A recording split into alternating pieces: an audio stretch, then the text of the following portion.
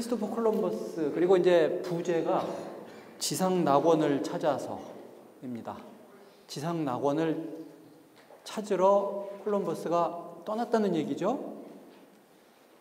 보통 지상 낙원, 지옥 이런 말을 요새 한다 그러면은 그거는 진짜 지상 낙원, 진짜 지옥 이런 거 아니잖아요. 카이스트가 지옥이야 이럴 때 그게 진짜 지옥이라는 게 아니라 되게 힘들어 라든지, 카이스트 지상 낙원이야 그럴 때는 진짜 여기가 지상 낙원이라는 게 아니라 아주 그 여건이 좋다든지 그냥 비유적인 의미잖아요. 근데 오늘 이제 말씀드리겠습니다만 문자 그대로 지상 낙원을 찾아간 거예요. 에덴 동산을 찾으러 간 거예요. 그리고 찾았다고 믿었어요. 그래서 아마 여러분들이 지금 크리스토퍼 콜럼버스 그거 그냥 우리 다 되게 자세한 건 몰라도 그냥 알고 있는 거 아니야? 콜럼버스에 대해서 할 얘기가 아직 있어 이렇게 생각하실지 모르겠지만, 오늘 들어보면은 콜럼버스가 그런 사람이었어? 하고 다소 놀랄 거예요, 아마. 우리에게 소개되어 있는 그 콜럼버스하고는 너무나 다른 인간이라 과연 이게 진짠가? 너무 과장해서 저렇게 해석하는 거 아니야? 라고 정말 또 의심을 할지도 모르겠어요. 근데 이제 제가 미리 이야기를 하자면은 사실은 많이 서구 학계에서 거론하는 내용이에요. 그래서 너무 놀랄까봐 미리 내가 얘기를 하는데 너무 놀라지 마시고 그냥 들으세요. 제가 이제 가지고 있는 문제의식은 이렇습니다. 유럽은 왜 근대에 해외 팽창의 선두에 섰을까? 우리 다 알고 있죠? 유럽인들이 배 타고 아메리카 대륙 가고 아프리카 가고 아시아 여기 오고, 아메리카에 인디언들이 배 만들어가지고 유럽에 가서 이놈들 이렇게 살고 있네 이게 아니라 반대죠. 사실은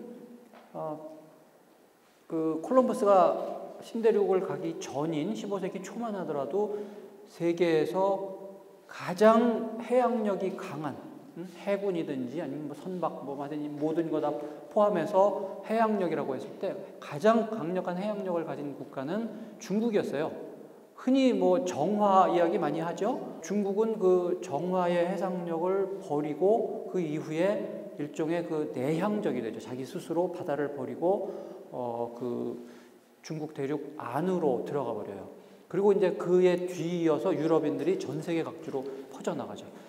이게 그렇게 쉬운 이야기가 아니에요. 이제 차차 말씀을 드리겠습니다만, 다른 대륙을 찾아서 먼 바다로 나간다. 그게 보통 일 아니에요. 이거는 살아서 돌아올 확률보다는 죽을 확률이 압도적으로 더 높은 그런 모험 여러분들 할 것 같아요. 그런데 왜 유럽인들이 다른 어느 문명보다도 앞서서 전 세계 대륙으로 나갔을까? 그 다음에 좀 부차적인 그런 점을 든다면은 유럽인들이 아메리카 갔을 때 혹은 아시아 들어왔을 때 너무너무 잔인해요. 바스코 다가마 이런 사람들 그 아시아에 들어와가지고 한 몇백 명 손목 끊어서 보복하고 이런 거 그냥 흔히 하는 일이거든요. 왜 저렇게 낯선 사람을 만났을 때, 여러분들 낯선 사람 만났을 때 이거 누구야? 그러면 갑자기 칼부림하고 이건 좀 이상한 사람이죠. 대개는 그냥 누구세요? 악수하고 서로 친해보려고 이게 정상이지, 우선 낯선 인간은 반드시 없어져야 되는 이런 식으로 생각 안 하잖아요. 부차적으로는 이런 문제, 왜 유럽인들은 그 다른 문명을 만났을 때 그토록 잔혹하게 행동했을까? 이것들 이면에 있는 근대 초 유럽인들의 마음을 한번 읽어보려고 그래요.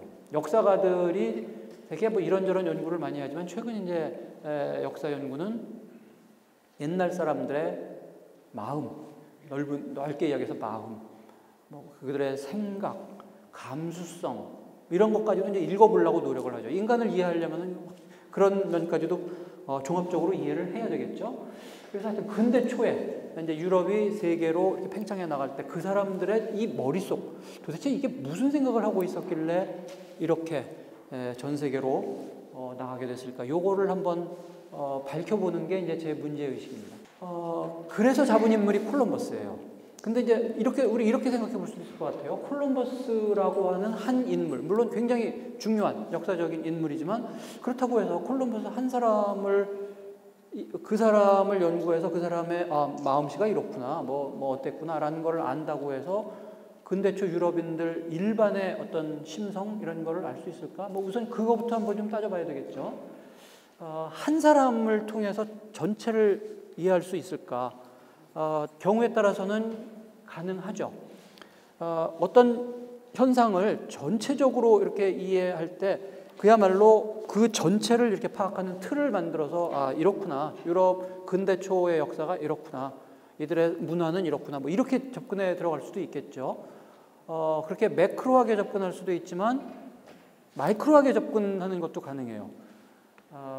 어떤 한 사례 이런 거 한번 예로 들어볼 수 있겠죠. 제인 구달 잘 아시죠? 침팬지 연구한 이 제인 구달이 하는 방법론이 일종의 이제 그런 거잖아요. 침팬지들을 다 침팬지 무리를 전체적으로 이렇게 관찰하는 거 쉽지 않으니까 다 아이덴티파이를 하죠. 이름까지 다 붙이고 그래서 하나의 원숭이를 침팬지를 아주 집중적으로 이렇게 관찰을 해보면은 그 개체에 대해서 알 뿐만이 아니라 그걸 통해서 침팬지가 이렇구나. 바나나만 먹는 줄 알았더니 육식을 하네. 얘네들이 전쟁을 하네. 뭐 이런 종류의 것들 이렇게 해서 그 침팬지 종 전체에 대해서 우리가 알 수 있죠.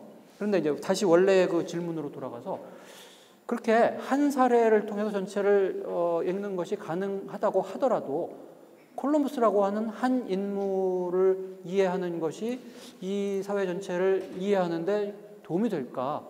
콜럼버스 같은 경우에는 충분히 그럴 가능성이 있다고 봐요. 제가 이제 위에 예외적 정상이라는 말을 썼는데 이거 얼른 머리에 와요. 예외적 정상?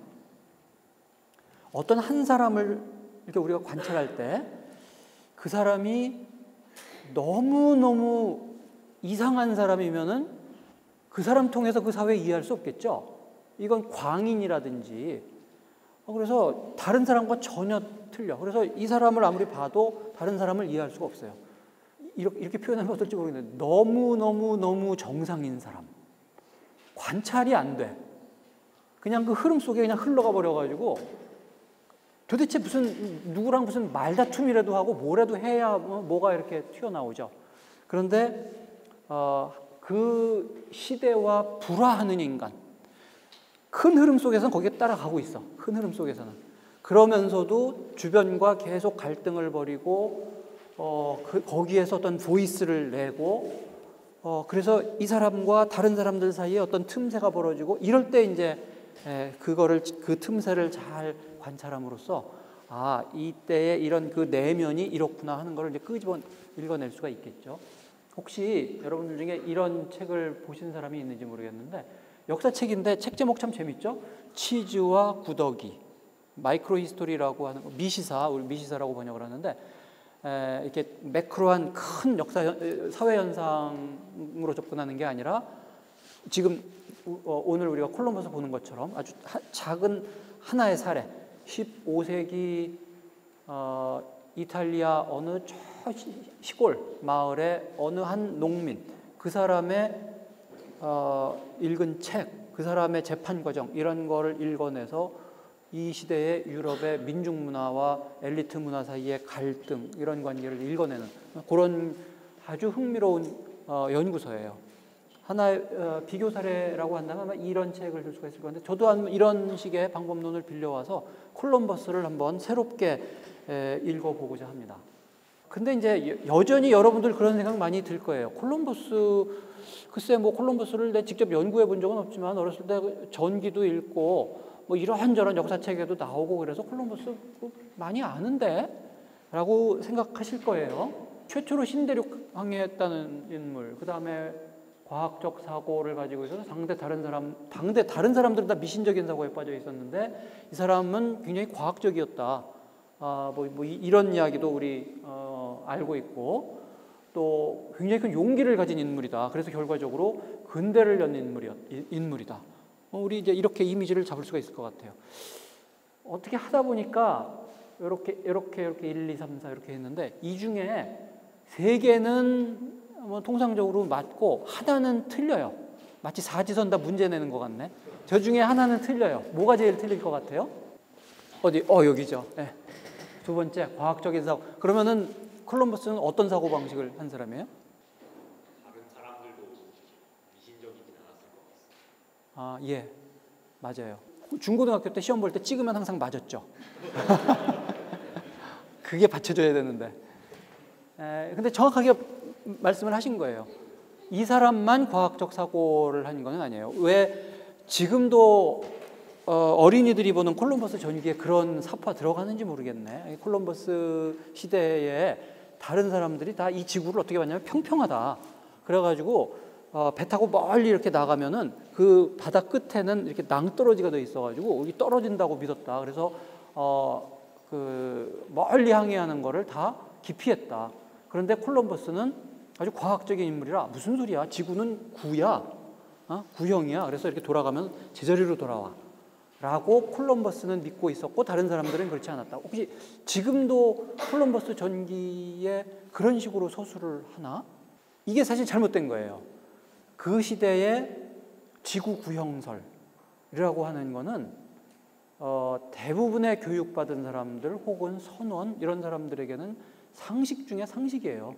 콜럼버스만이 아니라 그 이전 시대 중세의 지식인들도 다 심지어는 그 이전에 그 고대 그리스의 과학자들 지구가 둥근 구 모양이라고 하는 거는 다 알고 있어요. 근데 왜 우리는 그런 식의 이상한 전기를 봤죠? 왜 콜럼버스 시대에 콜럼버스만 구라고 생각을 하고 나머지 사람들은 flat earth 이렇게 평평한 지구설, 이게 지구는 이렇게 평평한 피자 같은 그런 모양으로 되어 있다라고 믿는다고 믿었죠? 그렇게 그런 이상한 이야기를 퍼뜨린 인물이 이 사람이에요. 워싱턴 어빙.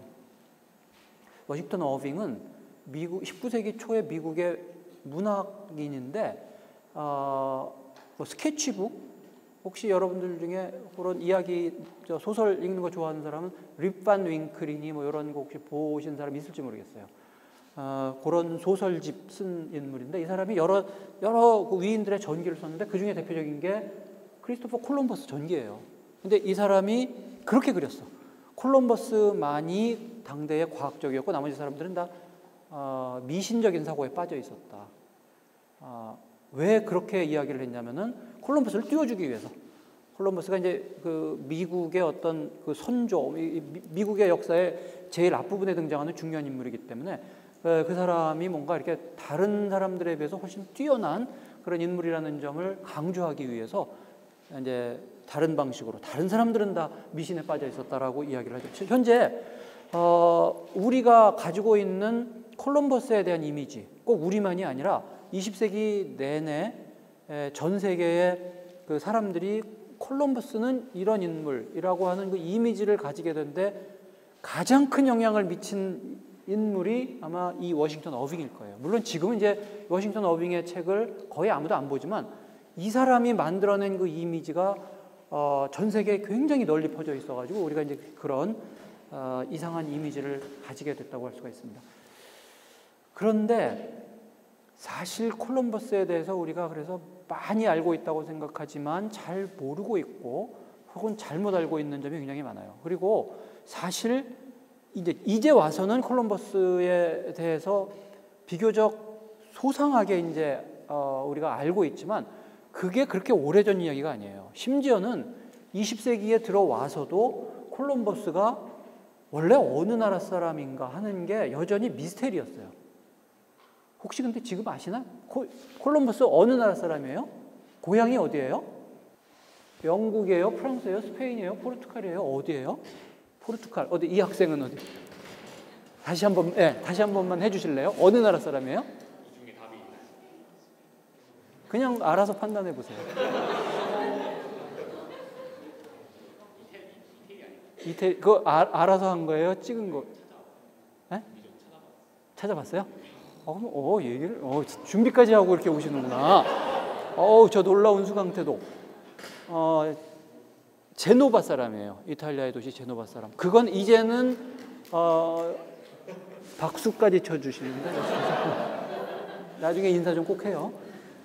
지금은 이제 그 제노바의 고문서를 연구해서 이 사람이 맞다. 이 사람 흔적이 여기 있네. 그래서 제노바 출신이라는 게 움직일 수 없는 사실이죠. 그런데 20세기에 들어올 때까지도 들어와서도 이런 설들이 계속 있어요. 영국에서는 자기네 나라 사람이라고 주장하고 프랑스 사람은 자기네 사람이라고 주장하고 모든 나라들이 다 있어. 그 중에서도 혹시 만약에 여러분이 코르시카를 간다면 이건 좀 조심해야 돼. 코르시카 사람들은 아직도 자기네 섬에서 태어났다고 꾹 아주 그냥 철저하게 믿고 있고, 거기 콜럼버스 광장에 이렇게 동상도 있고, 거기 가서 제노바 사람 아니에요. 이 얘기하면 안 돼요. 맨 밑에 유태인이라고 하는 설도 상당히 많이 퍼져 있었습니다. 유태인이기 때문에 유태인이 살 땅을 찾으러 바깥으로 나간 거다라고 하는 설도 상당히 오랫동안 있었는데, 지금 이제 다 부정되고 제노바 출신이라고 하는 게 이제 명료해졌어요. 콜럼버스 어떻게 생겼어요? 이 중에서 너무 저 학생만 못 살려 보니까 이번엔 그 옆에 있는 학생, 이 중에 콜럼버스 학생, 이 사람 혹시 뭐 책에서, 역사책에서 혹시 봤어요? 이거 그냥 순전히 필이 파고네, 이 사람이네, 이렇게. 책마다 제일 많이 쓰이는 게 뭐 이런 거, 요것도 많이 쓰이고 요것도 많이 쓰여요. 이거 다 가짜예요. 콜럼버스가 어떻게 생겼는지는 영원히 몰라요. 왜냐하면 살아생전에 초상화를 그린 적이 없거든. 모든 콜럼버스의 그 초상화는 다 나중에 그린 거기 때문에 상상화예요. 콜럼버스가 이제 제노바 출신이라는 거 20세기에 들어와서 겨우 알았고, 생긴 건 영영 모르고, 1893년, 정확하게 말하면 1892년에서 93년 이때 엑스포가 열렸는데, 시카고에서 이거를 1892년이면은 1492년에 400주년이죠. 콜럼버스의 항해 400주년 기념으로 해서 이거를 콜럼버스 엑스포 이렇게 이름을 붙였어요. 이 엑스포는 굉장히 중요한 엑스포예요. 우리나라가 참가한 최초의 엑스포고, 이때에 에디슨이 그 전구를 막 달아가지고 전구라는 게 이런 거구나. 그래서 막 번쩍번쩍 이런 전구가 본격적으로 사람들에게 알려지고 하는 아주 중요한 그런 엑스포인데, 어쨌든 그 이름은 콜럼버스 엑스포라고 지었으니까 뭐 콜럼버스 기념 사업을 해야 될 거 아니에요. 그래서 전 세계의 초상화들을, 콜럼버스 초상화를 다 모았더니 71개가 나왔어요. 다 틀려 물론. 그 중에 어떤 게 콜럼버스의 모습에 가까울까 누구도 모르죠. 그런데 이게 가장 오래된, 콜럼버스 죽은 지 얼마 안 돼서 그린 초상화예요. 그렇다면 이게 제일 가능성이 높지 않을까 뭐 생각하는 역사가들도 있는데, 한번 보세요. 여러분들이 그려왔던 콜럼버스랑 비슷해요? 좀 아니죠. 하여튼 뭐 이 사람이라는 보장도 없어요. 생년월일도 몰라요. 근데 이 시대에는 귀족이나 왕족 아니면은 사실 자기 생일을 아는 사람이 거의 없어요. 생일은 별로 중요하지 않아. 애니버서리라고 하는 말이 있는데 1년에 한 번씩 돌아오는 날이 애니버서리죠. 오랫동안 애니버서리는 태어난 날이 아니라 죽은 날이에요. 그 사람을 위해서 뭐 카톨릭 같은 경우에는 미사를 지내야 되면은 그 사람 죽은 날 미사를 드리기 때문에 그 사람의 애니버서리는 죽은 사람이에요. 그러니까 지금 우리 생일 기념하고 뭐 생일 축하합니다 노래 부르고 어쩌고 하는 거는 19세기 말 20세기에 들어와서 널리 퍼진 거예요. 그래서 뭐 이 사람의 생일이 알려지지 않은 것 자체가 그렇게 유독 이상한 건 아니지만 어쨌든 굉장히 중요한 세계사적인 인물인데 이 사람 생일도 잘 몰라요. 근데 이제 이 사람에 관련된 기록을 보다 보면은 뭐 내가 지금 20몇 살인데 뭐 어쩌고 하는 그런 기록들이 나올 거 아니에요. 그때서부터 역으로 추산을 해보면 1451년 여름에 태어난 거는 맞는 것 같아요. 근데 정확한 날짜는 몰라. 근데 이 카톨릭 국가에서는 왜 모든 날마다 무슨 성인의 날 무슨 성인의 날 그러죠. 그래서 어떤 아이가 태어났는데 그 날이 무슨 성인의 날이다 그러면은 그 성인 이름을 얘의 그 이름으로 하는 경우가 많이 있었어요. 만약에 이걸 따랐다면 크리스토퍼 성인의 날이기 때문에 7월 25일일 가능성도 있지만 물론 이것도 명확하진 않아요. 근데 하여튼 이 사람이 자기 이름이 크리스토퍼라고 하는 거에 대해서 아주 큰 그 영향을 받아요. 이름이 참 중요해. 자기 이름이. 이 사람 같은 경우는 평생 내가 크리스토퍼 성인, 내 그 이름을 달고 사는 사람이다. 라고 하는 의식을 굉장히 강하게 가지고 있죠. 크리스토퍼 성인이 누군지 잘 모르죠. 간단하게 이 사람 성인 전기 사항을 조금 이야기를 해볼게요. 원래 이교도예요. 그런데 아주 2m 가까운 큰 키의 거인이고 단순 무식한 힘 좋은 그런 사람이에요. 이 사람이 소망이 이 세상에 제일 강한 사람을 내가 만나서 모시고 싶다. 뭐 이래요. 그래서 이제 사람들한테 물어봤더니 저기 어느 산적이 세계에서 제일 힘센 사람 같다. 그래서 그 사람 찾아가고 나중에 봤더니 이 사람이 뭘 무서워하더라. 그래서 딴 사람 찾아가고 이제 이런 일화들이 쭉 있죠. 그러다가 이 세상에서 제일 강한 사람이 예수다라고 하는 말을 어느 수사로부터 들어요. 그 수사한테 그러면 나 예수 찾아서 그 사람을 내 상관으로 모시고 싶은데 어떻게 하면 만날 수 있어요? 그렇게 물어보니까 너 굶고 기도하고 그러면은 혹시 만날 수 있다. 그러니까 나 그런 건 잘 못하는데 굶는 건 못하는데 그랬더니 그 수사가 그러면은 너 좋은 일 하면서 기다리면 언젠가 볼지 모른다. 너 보니까 키도 크고 기운도 좋으니까 너 그런 거 해라. 그래서 가르쳐 준 게 뭐냐면은 냇물이 있는데 그 다리가 없어요. 거기에 오두막집을 짓고 살면서 이 냇물 건너는 사람이 오면은 네가 좀 도와줘라. 그래서 이제 그 일을 하고 살아요. 이제 할아버지, 할머니 이런 사람들 짐 갖고 냇물 건너기 어려우니까 그때 이제 이렇게 번쩍 안아가지고 짐 들고 이렇게 해서 건네주고 이제 이런 일을 계속 하는 거죠. 어느 날 오두막집에 있는데 바깥에서 애기 소리가 들려. 야, 크리스토퍼, 나 좀 도와줘라. 그래서 나가보니까 요만한 애기가 있어요. 자기 냇물을 건너겠다는 거예요. 그래서 이제 얘를 지금 여기 그림에 보는 것처럼 이렇게 이제 이렇게 했든지 하여튼 이렇게 아이를 안고 냇물을 이렇게 건너는데 아이가 점점 무거워져.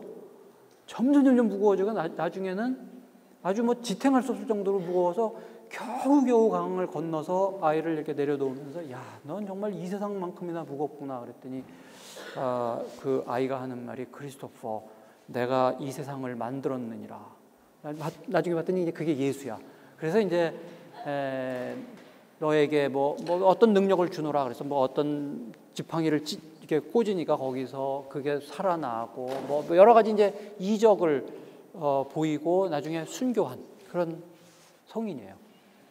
그러니까 이 크리스토퍼는 예수를 안고 물을 건넌 인물이기 때문에 우선 왜 카톨릭의 모든 성인들은 다 누구의 수호자 이런 거죠.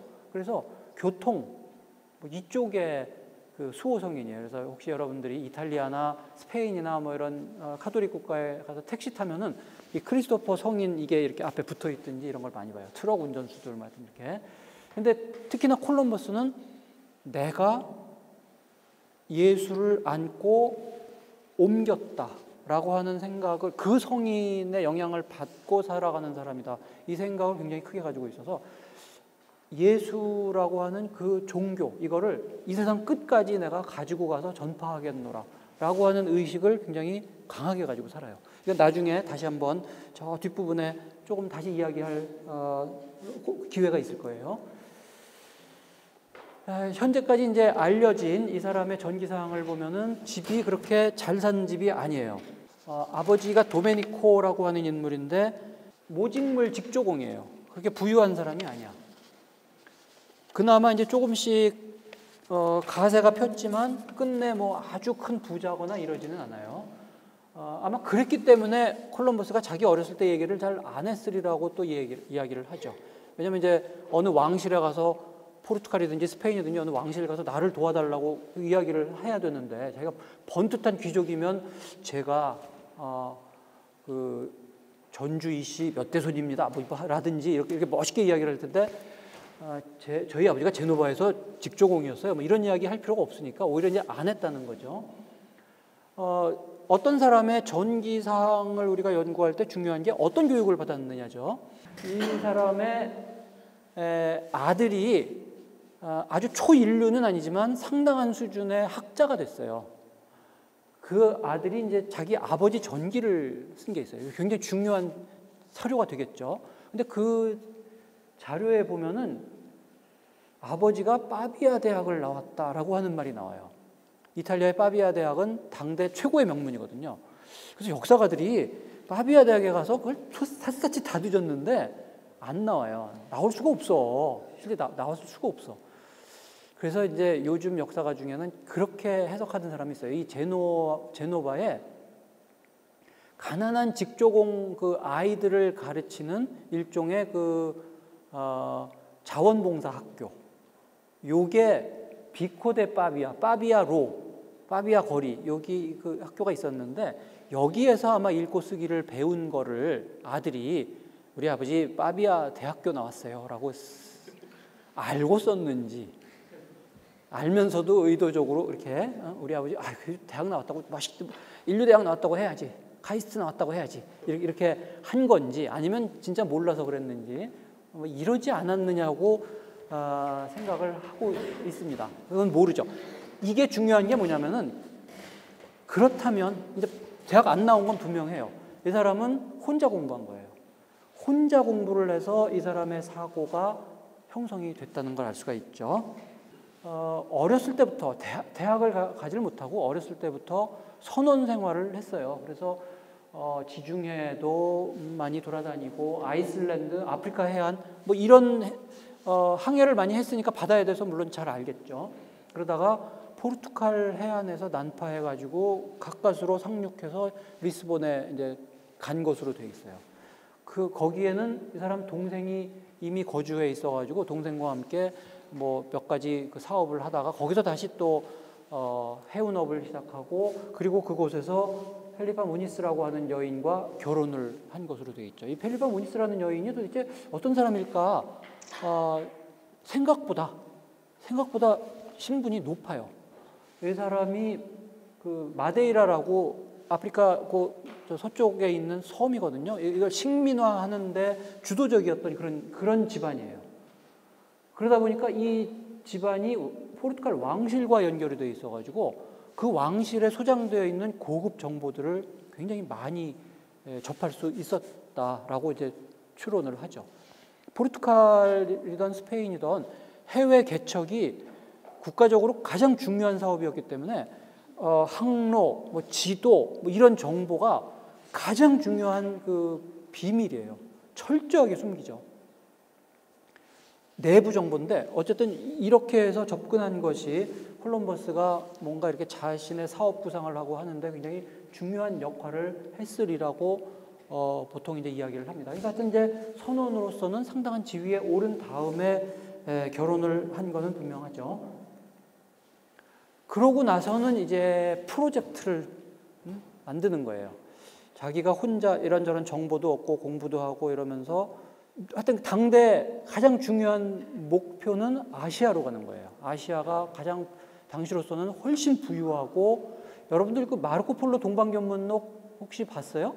마르코 폴로 동방견문록 보면은 그러니까 하여튼 과거로 거슬러 올라갈수록 중국이 잘 살고 유럽이 못 살아요.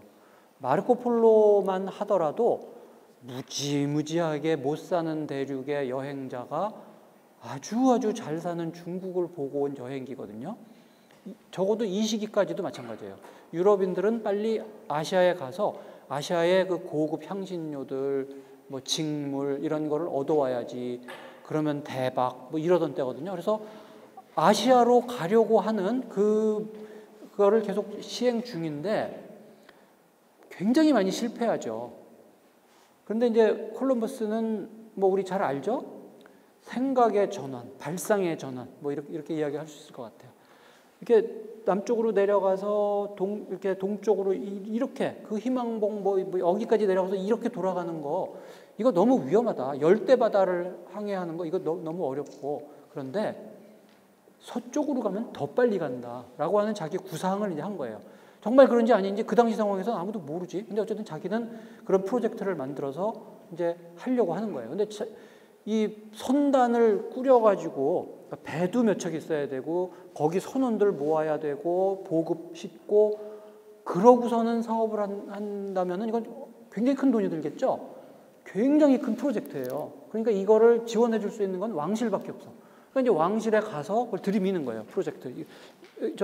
우리 지금 아시아로 가는 게 가장 중요한 목표인데 서쪽으로 가면 더 쉽게 가는데 제가 한번 해보겠습니다. 그러면서 이제 제안서 이렇게 내놓는 거야. 그러면 왕실에서 이렇게 보고 괜찮네 해보세요 라고 할 사안이 아니에요. 그 배라는 게 얼마나 비싼데.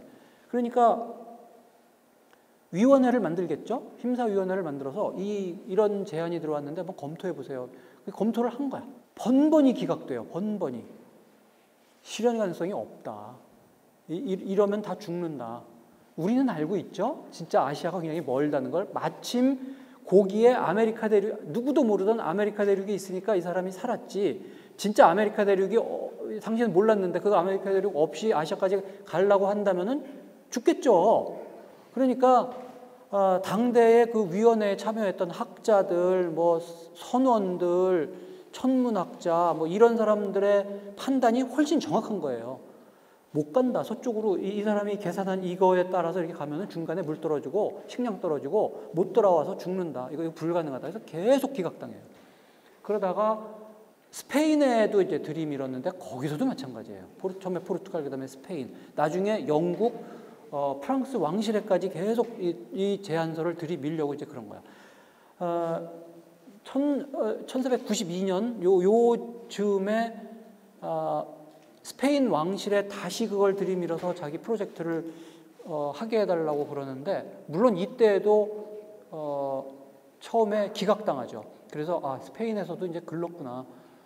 저기 프랑스 쪽으로 가서 프랑스에 가서 내가 한번 해봐야지. 그래서 길을 떠나는데 그때 이사벨라 여왕이죠. 이사벨라 여왕과 그 주변의 인물들이 마지막 순간에 마음을 바꿔가지고 벌써 프랑스 쪽으로 떠나고 있던 콜럼버스를 불러다가 이제 사업을 승인을 한 것으로 보통 기록에 나오죠.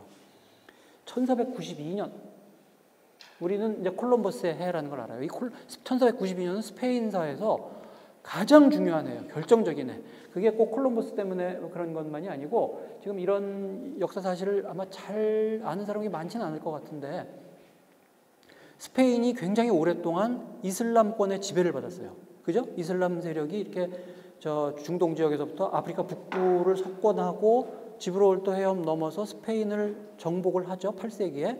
그러고 나서 이제 기독교 세력이 이 이슬람 세력을 점차 밀어 나간 거야. 막 밀어 나가서 그러면서 생겨난 게 무슨 카스티아, 포르투갈 뭐 이런 게 형성이 되고 그게 합쳐져서 스페인이 된 건데 그렇게 밀어내는 과정의 제일 마지막 남아있던 곳 스페인 제일 남쪽에 그라나다라고 하는 지방 여기 마지막으로 잔존해 있던 이슬람 세력을 몰아낸 게 1492년이에요. 그와 동시에 스페인에 많이 살고 있던 유태인들을 다 축출한 그래서 스페인이라고 하는 어떤 정체성이 완전히 확립된 해. 그러니까 스페인은 기독교 국가, 이슬람이든 유태인이든 다 축출하고 우리는 아주 순수한 카톨릭 국가. 그러면서 동시에 이 힘으로 그 아메리카를 들어가서 하기 시작한 해. 그런 국가. 이런 것들이 1492년에 다 이루어진 거예요. 그리고 실제로 콜럼버스가 그 프로젝트를 딴 그런 것이 이슬람 세력 축출 이런 것과 직접 관련이 있어요. 여기에서 이제 동력을 얻어가지고 그 해외로 나가는 그 기획안을 승인을 받은 거지. 그 당시에 사정을 좀 이야기를 하면 이래요. 누가 보더라도 이 기획안은 역시나 실패할 가능성이 높아. 그런데 그 왕실의 콜럼버스를 지지하는 사람이 국왕을 설득한 거예요. 이게 혹시 성공할지도 모른다. 그런데 이게 뭐 돈이 크다면은 크지만 이 정도는 우리가 될 수 있다. 만약에 이게 성공한다면 대박이다. 그런데 더 큰 문제는 이 사람이 지금 만약에 우리가 지원을 안 하면 옆에 나라로 가는데 옆에 나라의 지원에서 거기서 이거 성공하면 우리 정말 큰 타격이다. 그러니까 한번 실패해서 그 정도의 비용을 부담한다고 치고 밀자. 이 논리예요. 요즘 우리가 이야기하는 벤처죠. 벤처. 성공 가능성 별로 높진 않아도 일단 한번 해본 거죠. 그게 이제 뜻하지 않은 방향으로 성공을 거둔 거죠. 콜럼버스가 아메리카 대륙 왔다 갔다 한 게 한 번이 아니에요. 딱 한 번 갔다 온 곳으로 아는 사람들이 많아요. 4번이에요. 4번. 1차, 2차, 3차, 4차. 그래서 뭐 이 방향으로 갔다가 이렇게 돌아오는 게 1차, 2차, 4차인데 여기서 여러분들이 한번 주목해서 볼게 3차예요. 3차. 3차는 아프리카를 따라서 쭉 남쪽으로 내려가. 그래서 이렇게 가가지고 이렇게 올라가는 이런 항로를 택했어요. 이게 왜 이런가? 왜 이렇게 이상한 방향 항로를 택했는가 하는 거는 조금 이따 그 이유를 설명을 할게요. 자, 다음 이야기를 합시다. 자, 콜럼버스가 그렇게 대양항해를 하는 게 사실은 이게 결코 쉬운 일은 아니죠. 어느 문명권이나 연안항해는 다 가능해요. 연안항해라는 게 뭐예요? 이렇게 가까운 바다로 나가서 그러다가 위험하면은 언제든지 육지로 되돌아오는 이런 거는 어디나 다 있어요. 그런데 아시아에서 태평양 건너서 아메리카 가는 거, 유럽에서 대서양 건너서 뭐 어디 가는 이런 거는 불가능하죠. 한번 생각을 해보세요. 여러분들이 선원이라고 생각해봐요. 수평선 넘어 저쪽으로 쭉 간다. 보름이고 한 달이고 저쪽 간다. 왜 나가? 거기 갔다가 못 들어오면 죽는데, 물 떨어지면 일단 물부터 떨어지겠죠. 물 떨어지고 식량 떨어지면 죽는데 돌아오면 되지 라고 여러분 쉽게 생각할지 모르지만 그건 요즘 배고, 이 당시의 배는 범선이잖아요. 범선. 바람이 불어야지. 이쪽으로 이렇게 나갔는데 만약에 바람이 계속 저쪽으로 먼 바다 쪽으로 계속 분다면 못 돌아오는데 그럼 죽어요. 선원만큼 보수적인 사람이 어디 있어? 보수적인 게 정치적으로 보수적이라는 게 아니라 자기의 삶의 태도나 이런 거 항상 하려던 거 하죠. 왜냐면은 배 타려고 그러다 배 이상하게 생겼어. 그러면 안 타요. 내 목숨 걸린 문제인데 먼 바다로 이렇게 안 나가요. GPS도 없고 무선 통신 없고 범선이고, 요즘 같으면은 뭐 기관으로 가는 거니까 갔다가 이렇게 돌아오면 되지만, 그러니까 먼 바다로 나가기 위해서는 우선 풍향 체제를 알아야 돼. 지구의 풍향이 이렇게 이렇게 불어서 이렇게 온다.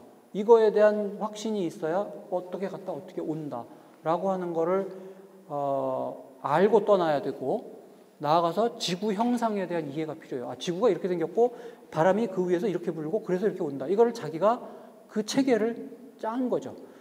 콜럼버스가 타고 간 배가 어느 만한지 아세요? 뭐 17m 뭐 이래요. 미터 이런 숫자 이야기할 거 없이 테니스 코트만 해요. 테니스 코트가 그게 배야. 그 바깥이 바다고. 테니스 코트 한번 서보세요. 그러니까 뭐 한강 유람선보다 훨씬 작죠. 한강 유람선 요런 거를 타고, 다만 그게 이 바람을 이용해서 가는 돛단배, 한강 유람선만한 돛단배를 타고 인천에서 나가서 저쪽 일본 쪽으로 나가서 샌프란시스코 갔다 왔다고 생각을 해보세요. 바람이 이렇게 불어서 이렇게 이 생각을 하고 얼마나 미친 짓인지 알 수 있겠죠. 그러니까 거기다가 왜 돈을 대? 그런 상황인 거예요. 그러니까 이게 가능하다는 거를 자기 자신부터 우선 납득을 해야 되고, 자기가 죽으면 어떻게 해? 그리고 자기한테 돈 대주는 사람한테 번듯하게 설명을 해야 되잖아요. 지구는 이렇게 생겼습니다. 그리고 이게 바람이 이렇게 불어서 이렇게 와가지고 이쪽으로 가면은 틀림없이 일본과 중국에 도착합니다라고 하는 거를 설명틀을 만들어서 제시를 하는 건데, 그러기 위해서 지금 이제 이런 것들에 대한 지식이 필요한 거죠. 근데 그거를 어떻게 만들었냐? 독학. 여러분들은 독학하지 마세요. 독학이 좀 위험해. 그러니까 이제 독학하는 사람들이 가끔 아주 멋진 정말 훌륭한 그런 거를 제시하는 사례가 있죠.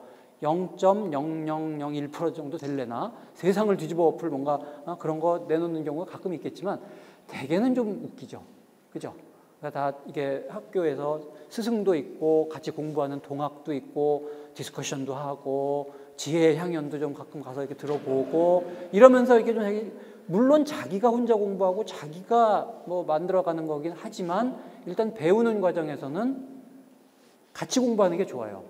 독학이라고 하는 게 때로 위험한데, 콜럼버스가 이제 다름 아닌 그 사례예요.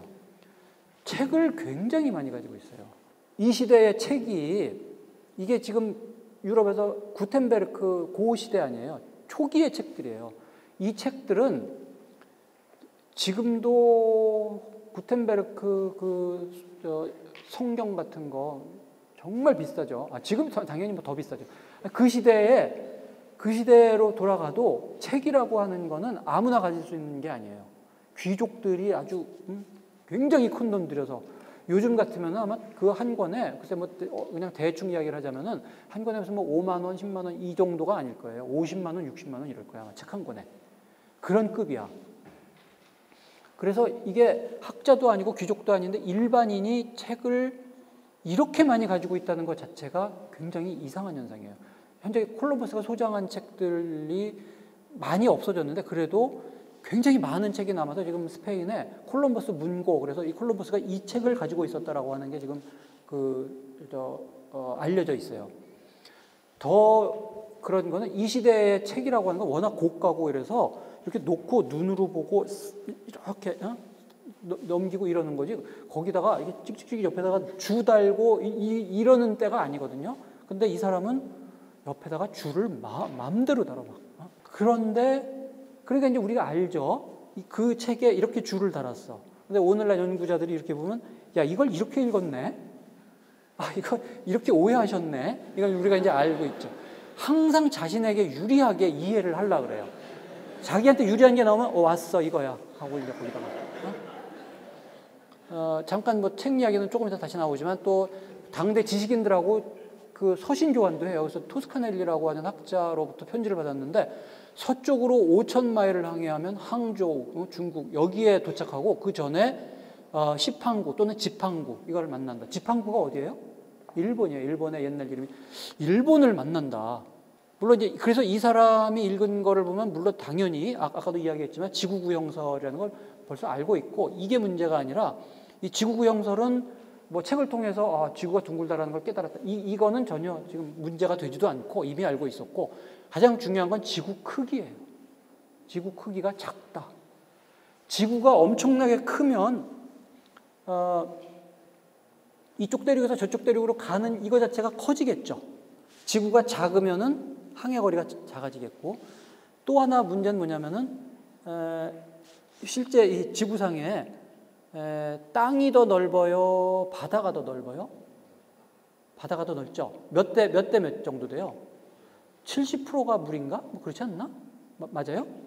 그 정도 되죠. 70%가 물이고 그런데 70%가 물이면은 항해해야 되는 거리도 이렇게 더 멀어지잖아요. 반대로 70%가 땅이고 30%가 바다라면 훨씬 짧겠죠.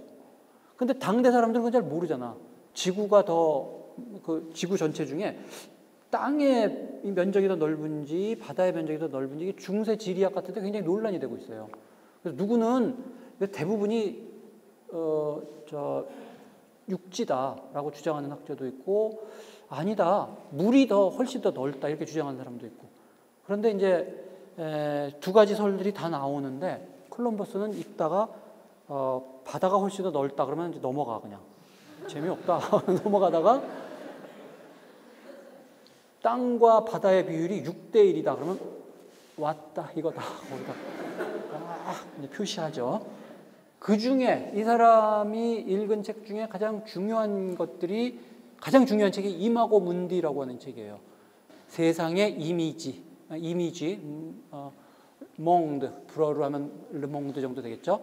세상의 이미지, 그러니까 세계가 어떻게 생겼다라고 하는 걸 설명하는 책인데 책 제목만 보면 꼭 그럴 것만 같은데 그뿐만이 아니라 책력, 천문, 점성술, 신학적 저술 이런 것들이 다 포함된 일종의 백과사전 같은 그런 책이에요. 이 책을 무지무지하게 열심히 읽었어요. 이 책이 지금 콜럼버스의 사고의 형성에 결정적인 영향을 미친 그런 책이라는 걸 이제 우리는 알아요.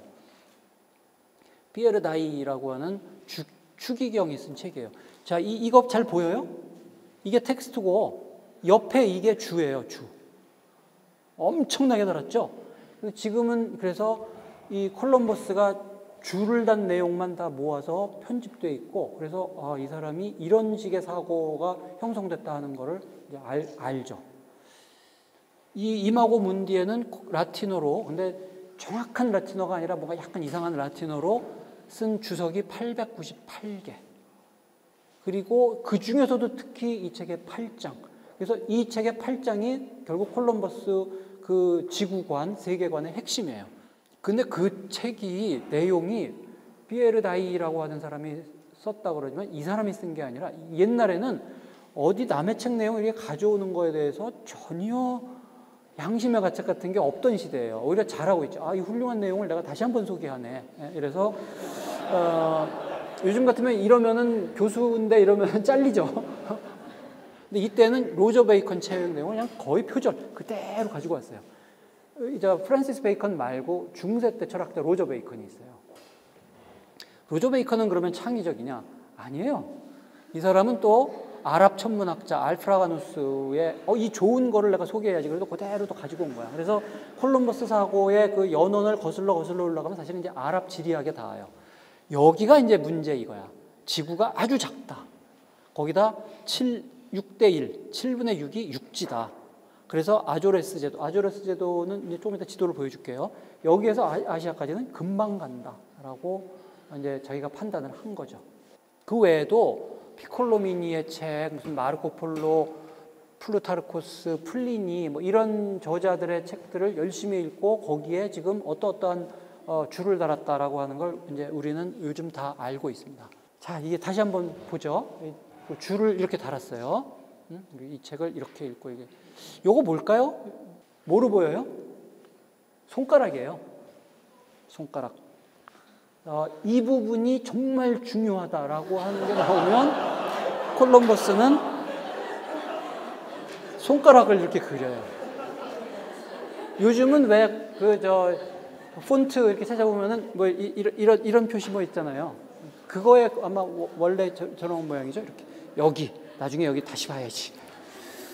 그래서 이제 이 부분을 참 열심히 읽고 이런 줄을 달았구나 그런데 아이고 이걸 이렇게 오해하셨구나라는 건 이제 우리는 다 알죠.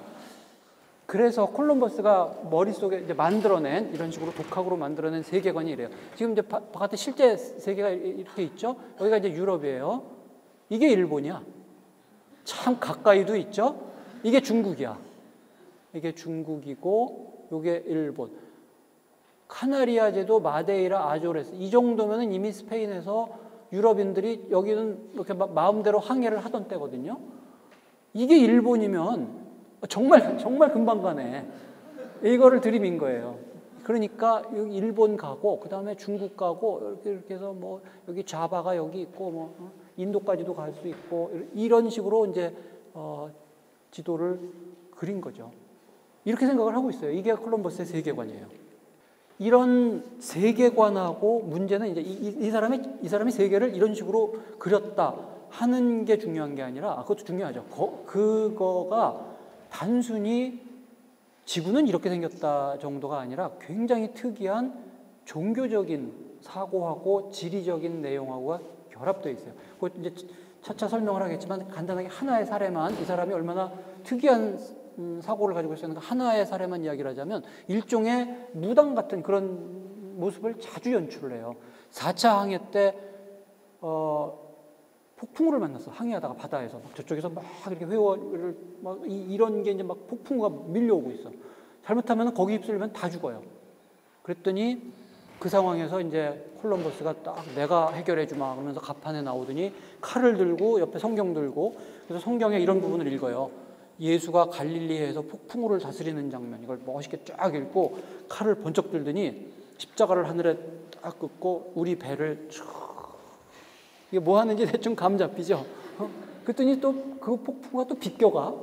그래가지고 뭐 이런 식의 특이한 그런 사고 방식들을 자주 보이는데 하여튼 이런 요소하고 지리적인 요소하고 어떻게 섞이는가를 한번 보도록 하자고요. 그 전에 그러니까 말하자면 이제 이 사람이 중세 지리, 중세 지리학, 중세 지지 이런 데서 많은 거를 길어오고 그거를 자기 나름대로 이제 틀을 만든 거 아니에요. 그래서 중세 지리 이것에 대해서 한번 우리가 먼저 한번 보도록 하죠.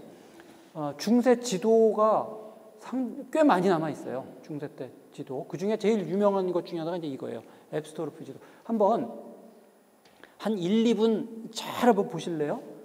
여기에 이게 세계 지도야. 물론 이거는 이제 나중에 이렇게 지워진 거고 보존 상태가 좀 안 좋아서 이런 부분은 하여튼 한번 잘 보세요. 지도인데 뭔가 특이한 점들이 많이 있을 거야. 자, 눈을 크게 뜨고 한번 잘 보세요. 그러지 말고 한번 이렇게 해볼까? 숨은 그림 찾기. 지도에서 사람 얼굴 찾아보세요. 사람 얼굴 있죠? 손 찾아보세요. 손. 유치원 같다. 손 어딨어? 오른손. 밥 먹는 손. 여기. 왼손. 발 찾아보세요. 여기. 이게 뭐야? 예수예요, 예수. 우리가 사는 이 땅은 예수가 구현된 그 바탕. 여기가 에덴 동산이에요. 에덴 동산. 우선 그 전에 이만큼이 아시아예요. 이게 유럽, 이게 아프리카. 혹시 창세기 처음 기억나요? 에덴 동산이 어디 있어요? 아시아 동쪽 끝에 있죠? 아시아 동쪽 끝이 에덴 동산이야. 한반도네?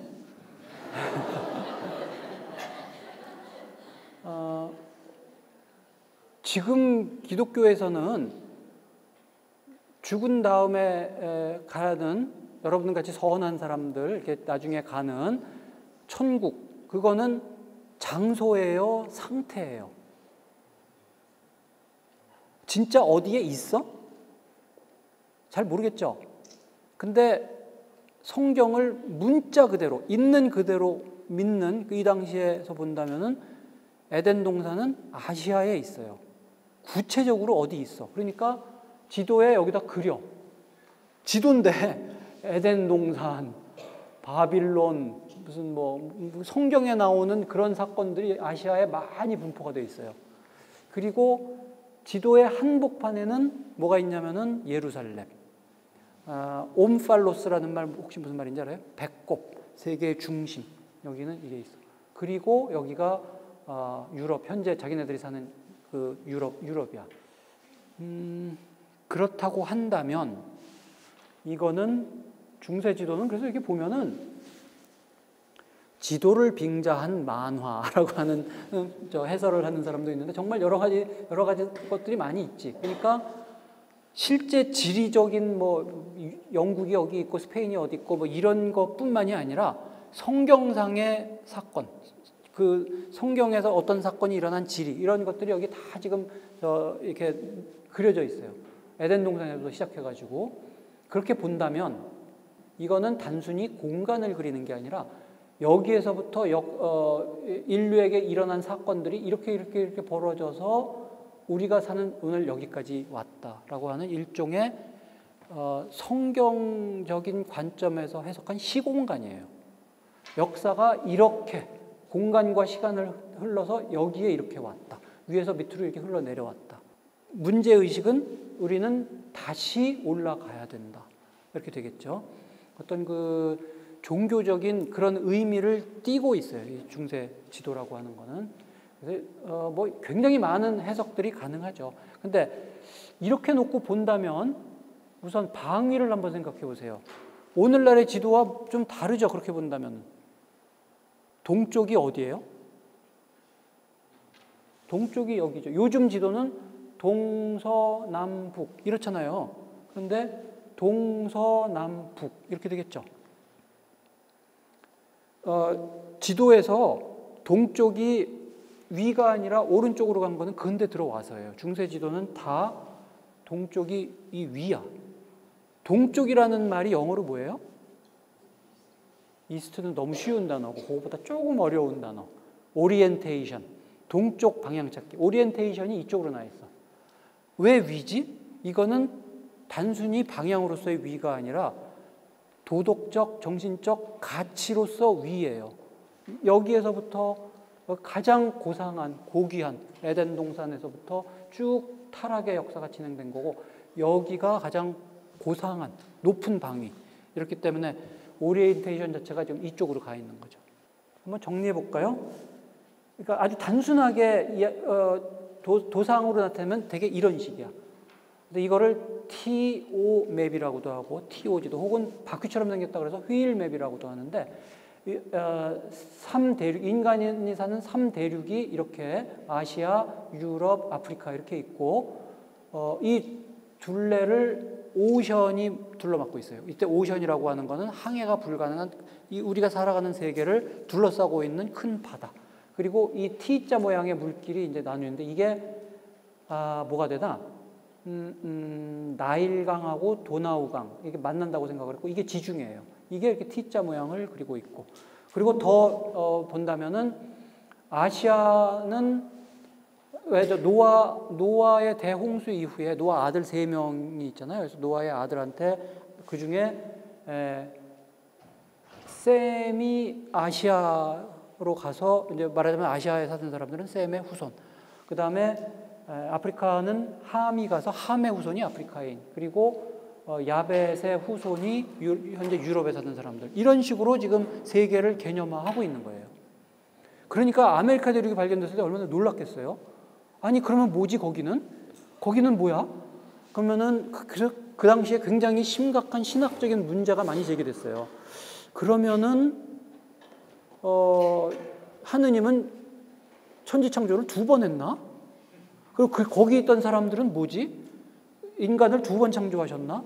그 사람들은 과연 아메리카에 있는 그 존재는 사람인가? 걔네들 영혼이 있나? 뭐 이런 아주 심각한 논쟁들을 많이 하고 있었죠. 왜냐하면은 중세 천년 여태까지 이게 세계고 인간은 이렇게 3대륙에 살고 있고 이렇게 막혀 있고라고 하는데 옆에 또 다른 대륙이 발견되고 나서 그 지적인 정신적인 충격이 굉장히 컸던 거죠.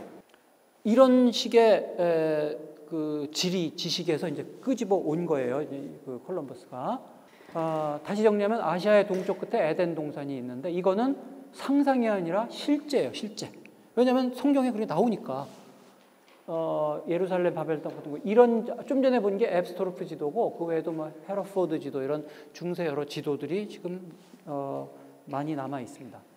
그러니까 이제 콜럼버스는 지금 이런 식의 지리관을 가지고 세계를 그리고 거기에 맞춰서 항해를 하는 거예요. 그래서 콜럼버스가 항해하면 항해 일지를 쓰잖아요. 그 중에 일부가 남아 있는데 특히 1차 항해 같은 경우 남아 있는 그 항해 일지를 보면은 지도를 가지고 항해를 해. 그럴 수가 있어요? 자기 난생 처음 지금 가는 그런데 지도를 가지고 지금 이쯤 가고 있네. 이쯤 가고 있네. 그러고 있어요. 처음 와봤지만 훤히 알고 있는 바다. 근데 일본이 나올 때가 됐는데 안 나와. 그래가지고 이제 어떻게 판단을 하냐면은 이게 지나쳤구나. 돌아올 때 가봐야지. 이러면서 운이 없어서 섬과 섬 사이로 이렇게 항해했나 보다. 이제 그런 식으로 기록을 해요. 내가 본 지구의와 세계 지도에 따르면 이 섬은 이 지역에 분명히 있어야 한다. 뭐 이런 식으로 기록을 해요. 심지어 지구의도 있어요. 지구의. 지도만 있는 게 아니라 이때 세계 최초의 지구의가 나오거든요. 이게 베하임의 지구의인데 마침 그게 1492년이에요. 근데 이 두 사람은 만난 적이 없다는 게 정설이야. 그런데 이 베하임이 만든 그 지구의를 보면은 콜럼버스의 사고하고 거의 똑같아요. 이게 지금 일본이고 굉장히 가까워요. 여기가 이제 중국이고 그래서 콜럼버스만이 아니라 당대 많은 사람들이 이 사고방식을 공유하고 있었다는 걸 우리가 알 수가 있죠. 그거를 이제 콜럼버스도 가지고 있는 건데 다만 콜럼버스는 그것을 가지고 그리 가야지 이 방향으로 가면 되겠네라고 하는 좀 더 현실적인 어떤 계획안을 가지고 밀어붙인 거고 그리고 아주 끝까지 집요하게 그거를 밀어붙인 인물인 거죠. 그래서 이런 거를 보면 이제 세계가 어떻게 생겼다 이것만이 중요한 게 아니라 콜럼버스가 이 부여하고 있는 어떤 지리적인 내용들 그런 것을 많이 알 수가 있어요. 중국은 여전히 몽골 시대 이미 몽골 망했는데 거기 살고 있는 걸로 생각을 하고 있고 보이오 섬이라고 하는 거를 계속 찾고 있어요. 이마에 한눈만 가진 사람이 거기 살고 있어. 이거 중세 이야기책 같은 데 보면 이마에 눈 하나만 있는 사람들 많이 나오는데 이거를 요즘 같으면은 그거는 꾸며낸 이야기고 그걸 누가 믿었겠어. 그런데 이 시대는 여전히 믿어요. 먼 나라에 이러이러한 사람들이 살고 있다라고 하는 그 책을 봤을 때 당대 사람들의 판단이 여기까지는 진실이고 여기까지는 뻥이야 라는 걸 구분을 잘 못하는 때예요. 그러니까 이걸 진짜 믿어. 그래서 콜럼버스만 하더라도 이런 존재를 찾고 있어요. 개 주둥이를 가진 식인종 이런 것도 찾고 있고 전설상의 아마존도 지금 찾고 있고 인어는 또 진짜 봤다고 기록해. 저기 인어 오늘 인어 봤다. 생각보다 안 이쁘다 이렇게 적고 있어요. 이 세상은 특히 유럽에서 멀리 떨어져 있을수록 희귀한 존재들, 괴물 이런 것 잔뜩 있는, 이게 사실은 콜럼버스만이 아니라 중세 때 사람들이 흔히 가지고 있는 세계관인 거예요. 왜 그렇게 먼 데로 가면 괴물들이 많냐? 이 괴물이라고 하는 게 두 가지 의미를 다 가져. 하나는 이렇게 다양한 존재가 이 세상에 널려 있다.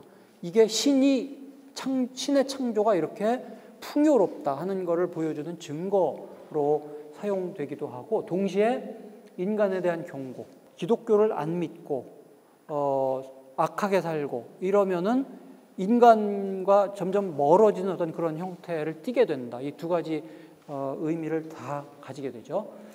이언니는 그냥 괜히 나온 거예요. 별 관련 없는 사람이고, 뭐 이런 이 중세 책들 보면은 이게 개 모양의 그런 사람들이 또 자기네들끼리 잡아먹고 뭐 이런 이야기들이 많이 나와요. 15세기 말에 나온 세계 지지, 어떤 곳에 가면 어떤 사람이 살고 있다라고 하는 걸, 이거 절대 SF 뭐 이런 픽션 아니에요. 실제 이 세상에 이러이러한 사람들이 살고 있다 하는 거를 나타내는 그런 책인데, 번듯한 책인데, 늑대 얼굴을 혹은 개 얼굴을 한 사람, 이거 좀 이마에 눈만 하나 있는 사람, 난 이게 제일 멋있더라. 이거 머리 없고 여기 가슴에 이렇게 얼굴 다 있는, 그 다음에 다리가 이렇게 뒤로 가 있는 사람, 이것도 굉장히 많이 등장해요. 다리 하나밖에 없는 사람이야. 근데 이거는 굉장히 더운 나라에 살고 있는 존재인데, 햇빛이 너무 강하면 이 큰 다리를 파라솔로 써. 뭐 귀가 이렇게 늘어진 사람, 뿔 있는 사람, 뭐 등등, 입술이 이렇게 튀어나온 사람, 실제로 이렇게 믿고 있었던 거죠. 그러니까 콜럼버스도 당연히 이런 책들을 읽었고 이거에 대한 진실성에 대해서 의심하지 않았기 때문에 이제 아시아에 갔고, 그렇기 때문에 이런 사람들을 보리라고 예상을 한 거죠. 중요한 거는 이 사람이 가지고 있는 그 세계관, 이런 거에 종말론이 굉장히 짙게 깔려 있어요. 그걸 어떻게 할 수 있냐? 이 사람이 이제 고향에 돌아와서 죽기 몇 년 전, 이때에 이 예언서라고 하는 책을 최종적으로 완성은 안 됐는데 준비 상태로 그냥 미완성 상태인데, 이런 자료가 있어요. 이게 이 사람의 심성을 읽어낼 수 있는 굉장히 중요한 자료예요.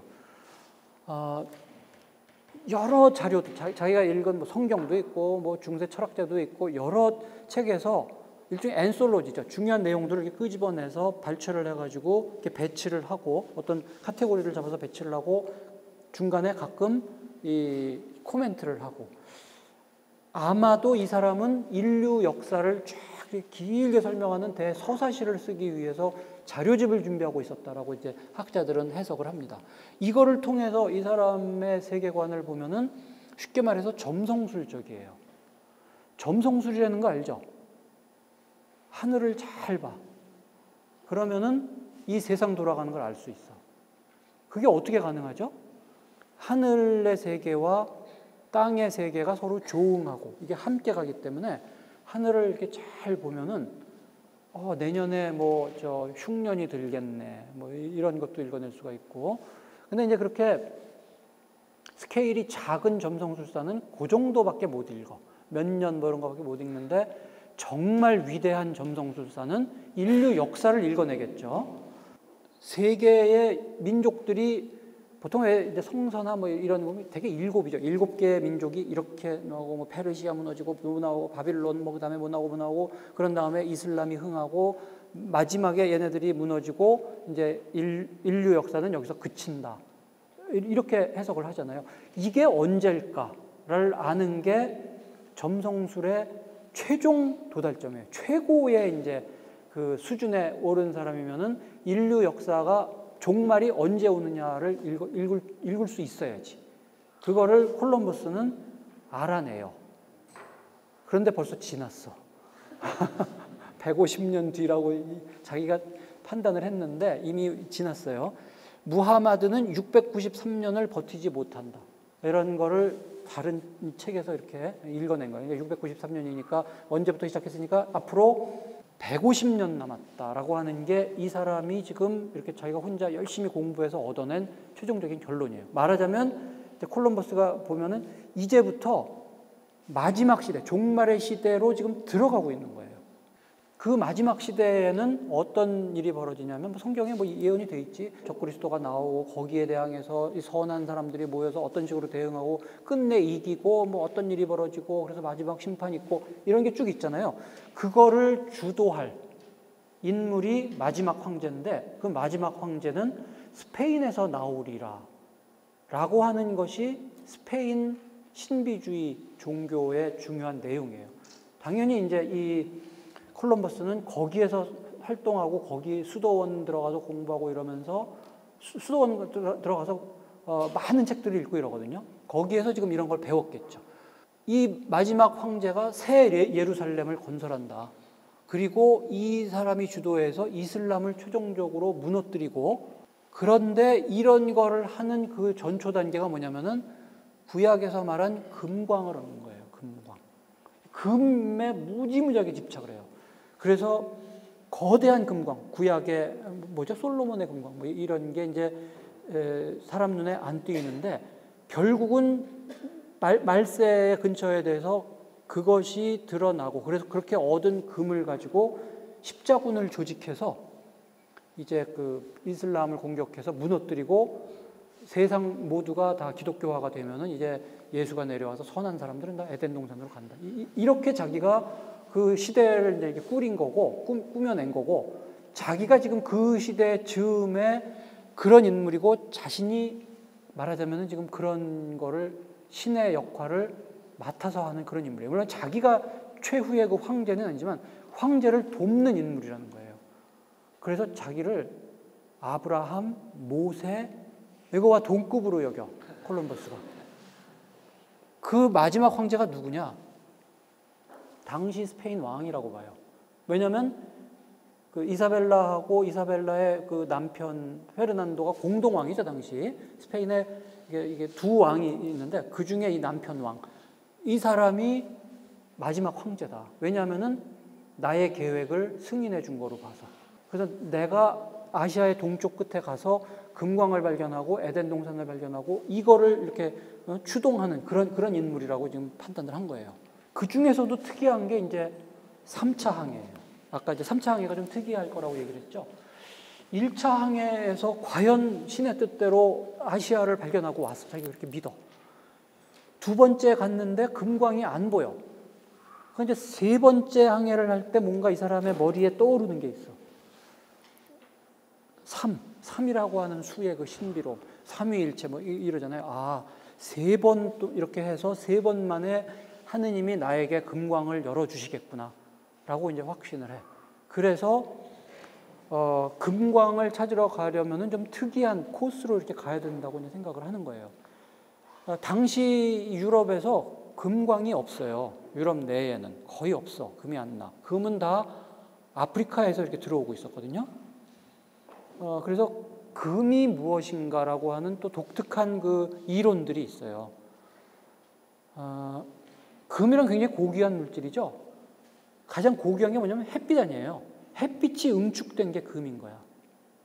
그래서 어떤 비천한 그런 금속이라도 햇빛이 아주 굉장히 강하게 내리쬐는 그런 곳에서 몇천 년을 내리쬐면은 이게 금이 된다고 믿어. 아, 그래서 아프리카에서 금이 오는구나. 사람들이 이제 그렇게 생각을 하는 거죠. 과연 이 남쪽에서 금이 많이 나고, 그리고 그게 햇빛이 강한 곳이니까 금이 많이 나는 거구나. 근데 아프리카에서는 그 정도밖에 안 나고, 진짜 큰 금광은 아시아의 금광인데, 같은 위도에 같은 금광이 있을 테니까, 금이 생산되는 아프리카 위도까지 내려가서, 그러니까 막 이렇게 대각선으로 가니까, 아, 그래서 내가 실패했다. 쉽게 가는 방법은 쭉 남쪽으로 내려가서 적도 있는 데까지 내려가서 여기에서 우회전, 그런 다음에 쫙 직진해서 가면 거기서 만나는 곳이 금광이다 라고 이제 생각을 한 거예요.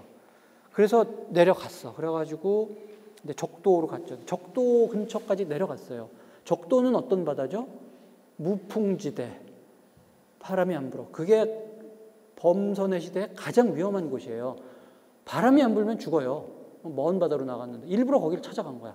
그래서 밀가루 전부 다 뭐 썩고 뭐 하여튼 거의 죽을 뻔한 위기에 처했는데 뜻하지 않게 갑자기 폭풍우가 불어가지고 겨우 탈출을 해서 지금 이렇게 온 거예요. 이렇게 쭉 와서 남아메리카에 도착을 한 거죠.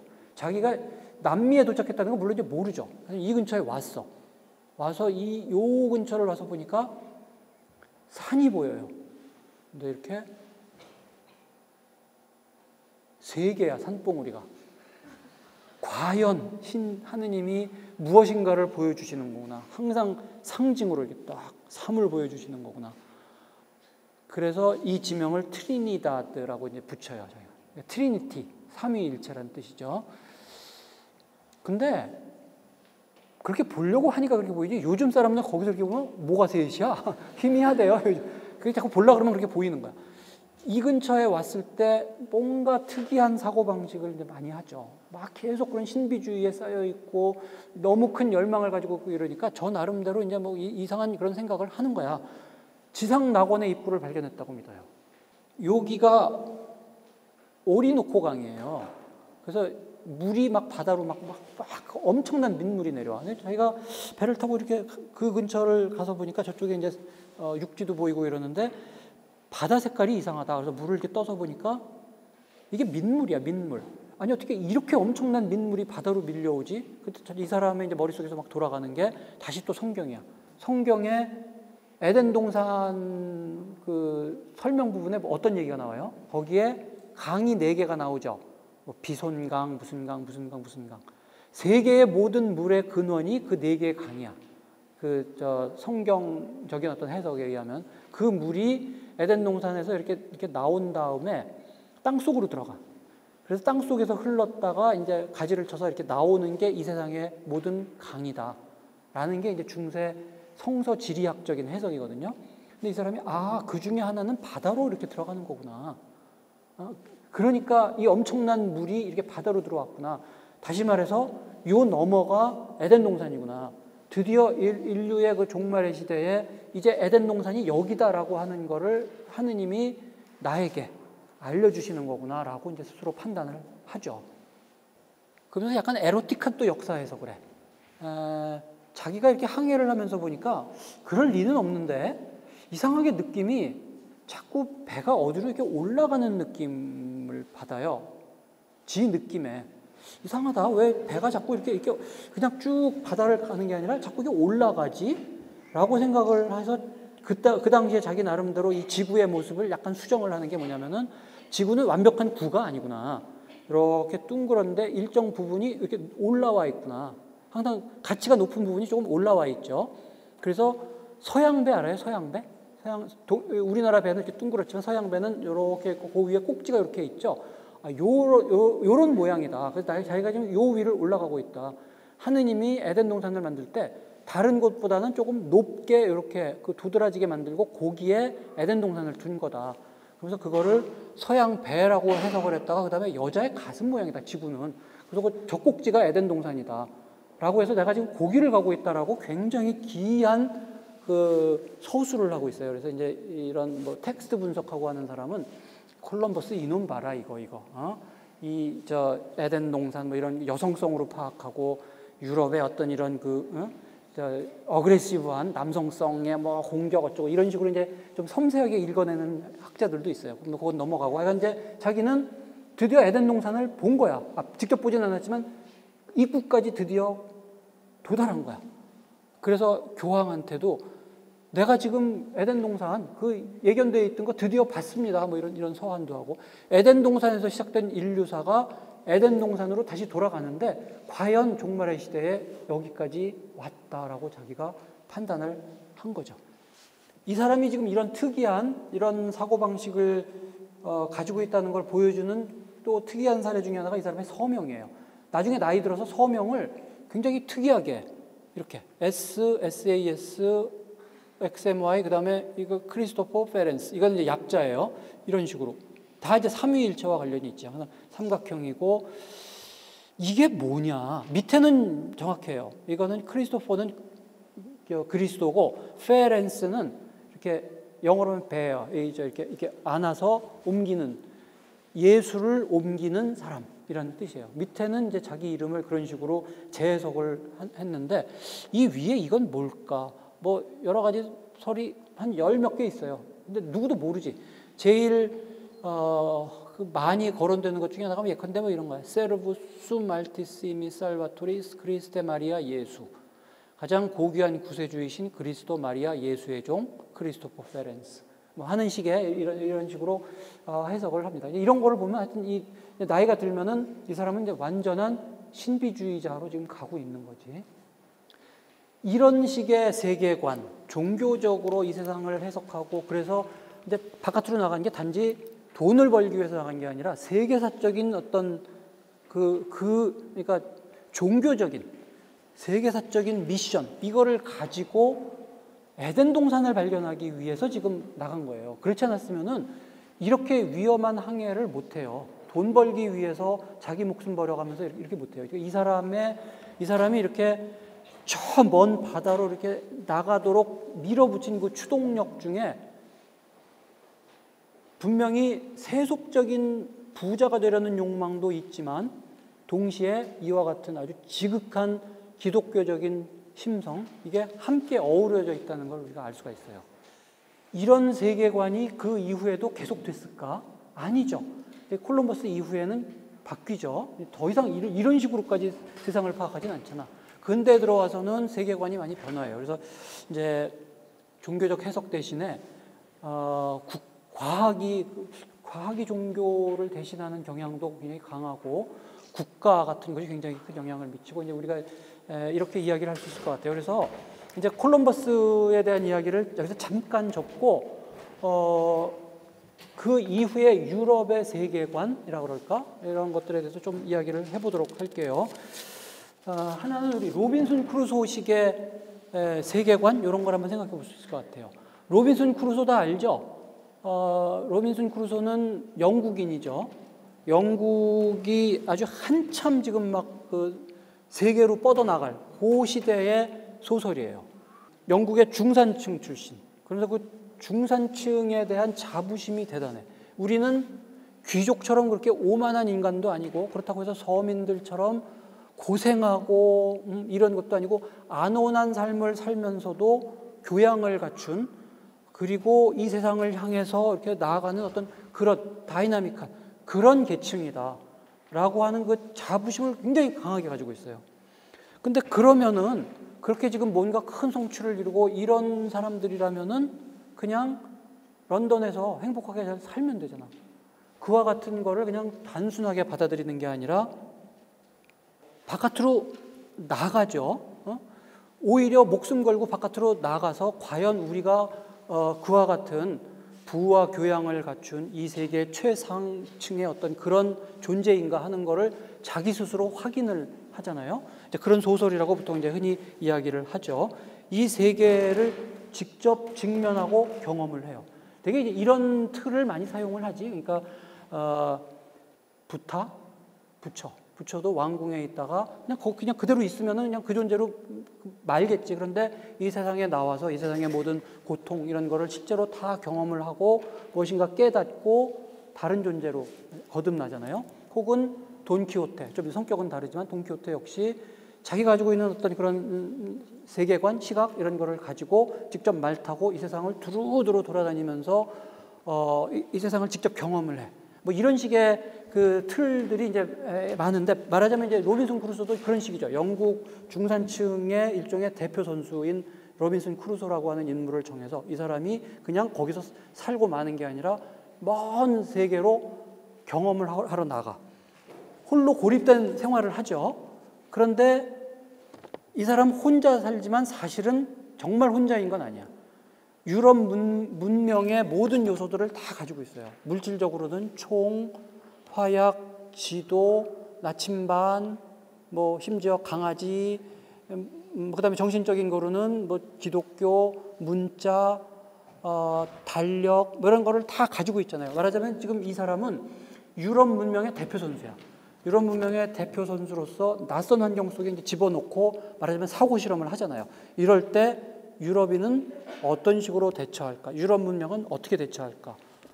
처음에는 굉장히 고통스러워하고 힘들어하고 신을 원망하고 때로 병들고 이러는데 이제 어떤 각성을 하죠. 아, 이게 이 모든 게 신의 뜻이구나. 신이 나에게 시련을 줘서 그렇다고 해서 그냥 죽게 내버려 두는 게 아니라 나를 끝까지 살리시면서 이러이러한 경험을 하게 하는 거구나. 그래서 어떤 신앙을 더 굳건하게 하고 고난 속에서 오히려 굳은 신앙과 이성 이런 힘을 통해 가지고 결국 그 섬을 자신의 왕국으로 만들어요. 거기에서 그릇도 만들고 농사도 짓고 농사 짓잖아요. 나중에 농사도 짓고 말하자면은 유럽 문명을 처음부터 다시 시작하는 듯한, 그래서 유럽 문명이 낯선 그런 환경 속에 들어가서도 여전히 자기를 복제한다 그러나 다시 건설한다 그러나 이런 식으로 이겨내더라. 정말 근대 유럽적인 현상이죠. 이성과 신앙 이것을 통해서 낯선 환경 속에서도 여전히 그것을 다시 지배하는 어떤 그런 강력한 힘. 그렇게 낯선 자연을 정복한 다음에는 그 다음에 이제 또 타자를 만나죠. 어떤 식인종 이 사람들을 만나서 다 살해하고 한 사람을 살려가지고 자기의 부하로 만들어요. 상징이 뭐예요? 유럽 문명이 자연을 지배하고 정복한 다음에 다른 문명에 대해서 어떤 지배권을 행사하는. 그래서 이름을 뭐라고 짓더라? 프라이데이라고 짓죠. 오늘 금요일이지? 너 오늘부터 이름 금요일이야. 무슨 개 이름 짓냐? 그런 식으로 유럽 문명의 어떤 대표선, 일종의 1인 인류학 정도 돼요. 과연 유럽 문명의 대표 선수는 어떤 일을 할까요? 낯선 환경 속에 딱 집어넣고 실험을 해봤더니 훌륭하게 그 환경을 지배하고 통제하고 자기 왕국을 건설하고 유럽의 이성과 유럽의 종교를 재건축하고 그리고 그 힘으로 다른 문명을, 다른 타자를 지배하게 되더라. 이게 이제 로빈슨 크루소라고 하는 그 실험 결과예요. 그죠? 우리 그렇게 해석을 할 수가 있어요. 이건 굉장히 긍정적인, 낙관적인 그런 견해죠. 유럽 문명은 그렇게 강하다. 그런데 항상 그렇게 자신감이 넘치는 건 아니잖아요. 혹시 여러분들이 그 소설을 봤나 모르겠는데 파리대왕이라고 하는 뭐 영화도 나오고 윌리엄 골딩의 그 파리대왕. 왜 파리대왕이에요? Lord of the Flies. 이때 파리라고 하는 게 곤충의 왕이라고 하는 게 악마라고 하는 뜻이에요. 이 작품은 특히 그 미국의 대학들에서 그 교양 과목에서 이제 읽고 토론하는 교재로 워낙 많이 쓰여가지고 이 윌리엄 골딩은 캠퍼스의 왕, 캠퍼스 대왕이라는 별명으로 한때 불렸죠. 그 내용이 뭐예요? 혹시 보신 사람은 알겠지만 이제 실험을 하는데 로빈슨 크루소 같은 경우에는 한 명을 이렇게 유럽을 대표하는 인물 한 명을 낯선 환경 속에 떨궈뜨려 놓고 실험을 했다면 어린아이, 그것도 다수, 많은 어린아이들을 무인도에다 이렇게 떨궈 그려놓고 이제 무슨 일이 벌어지는가를 보는 거죠. 어디선가 핵전쟁이 일어났어. 뭐 그렇게 시작을 해. 그래서 비행기가 추락을 해가지고 이상하게 어른들은 다 죽고 영국 어린이들 뭐 몇 명이었더라. 하여튼 얘네들이 그 섬에 이제 살아남아. 그래서 무슨 일이 벌어질까? 이걸 봤더니 처음에는 제법 의젓하게 과연 영국 어린이들답게 뭐 질서를 잡고 이러는가 싶더니 조만간 패가 갈리고 이쪽 놈들이 한쪽 놈을 못 살게 굴고 그러더니 이 권력을 잡은 그 내에서도 또 왕초가 생기고 이상한 유사 종교 같은 거 이런 걸 만들어가지고 사람 괴롭히고 급기야는 어떻게 돼요? 이쪽 애를 반대편을 잡아서 못 살게 굴고 괴롭히고 심지어 죽이고 그래가지고 이쪽 패거리가 있고 이쪽 패거리에서는 딱 한 명만 살아남죠. 이 한 명을 잡기 위해서 심지어 섬에다 불을 질러. 이 섬의 원래 그 상징은 에덴 동산이에요. 에덴 동산을 불을 질러버리더라. 지옥으로 만들어버리더라. 자기네들끼리 싸우느라고. 그러면서 그 여러 명의 그 패거리가 한 놈을 잡아서 마지막으로 죽이기 위해서 막 이제 쫓아가는 거로 이제 끝나죠. 막 쫓아가다가 바닷가에 도착을 하는데 거기서 갑자기 어떤 어른이 뚝 서 있어. 그게 뭐냐면은 지나가던 영국 군함이 어느 섬에서 불이 났네. 그래서 저게 무슨 일이야 그래가지고 이렇게 와본 거예요. 그래가지고 이제 해변가에서 이렇게 봤더니 애들이 지네끼리 서로 뭐 쫓고 뭐 죽일라 그러고 막 그러다가 막 도망을 와가지고 갑자기 이 쫓는 녀석들, 쫓기는 녀석, 그다음에 이 어른이 이렇게 딱 만나는 것으로 이제 마지막 그 장면이 끝나죠. 그러면서 영국 장교가 하는 말이 영국 어린이들이라면 훨씬 더 잘했을 것 같은데 뭐 이따위 말을 해요. 잘못된 이야기죠, 사실은. 어른들도 핵전쟁을 일으켜가지고 이 지구에 불을 질러 놓은 것처럼 어린아이들도 이 에덴 동산을 불타는 불지옥으로 만들더라. 뭐 이런 식이에요. 이 실험의 뭐라 그러나 결론 말하고자 하는 바는 뭐예요? 유럽 문명 결코 그렇게 건설적이고 강하지 않더라. 어떤 다른 상황에 이렇게 넣어놨더니 너무나 쉽게 무너져 버리더라. 문명이 다 무너져 내리고 원시 상태로 되돌아가서 이런 식으로 비극적으로 끝나더라. 그 이유가 뭘까? 뭐 때문이라고 그래요? 인간의 마음 속에는 파리대왕이 있는 거야. 그러니까 어둠의 세력이 여기 이렇게 있어가지고 이거를 이겨내는 문명, 이거 만들어내지만 이거 언제 무너질지 모르고, 그렇기 때문에 이 모든 이 세상 잘못 돌아가고 있는 이거의 그 근본적인 그 잘못된 원인은 우리 마음 속에 이미 있다. 이건 잘 될 수가 없다. 라고 하는 게 이제 이 파리대왕식의 견해고, 20세기에 들어와서 뭔가 좀 비극적이 된 것 같아. 로빈슨 크루소식의 그런 긍정적인 그런 것으로부터 어느덧 굉장히 비극적인 파리대왕식의 견해로 갔어요. 여러분들은 어느 게 더 맞는 것 같아요?